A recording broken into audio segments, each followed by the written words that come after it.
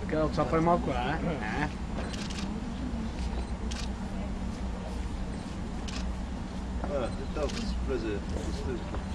Просто искахме герба да е пълен.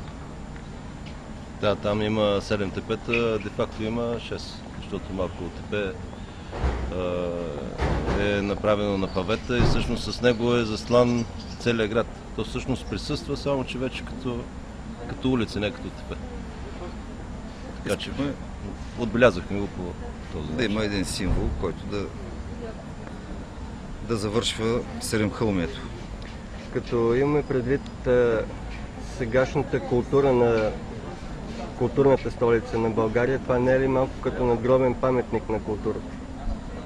Не, аз не мисля. За културата мисля, че няма нужда все още за надгробен паметник. Това, между другото, също е и културно събитие, което става в момента. Важно е, че е наречено за късмет. Който стъпи върху него, ще му носи късмет и щастие. Да, това е достатъчно. Това е достатъчно, за да се ангажираме да го направим. И мисля, че повече от това не бива да му се предава някакъв особен смисъл и да се товари с значение, макар че чух много интересни коментари, докато го слагахме.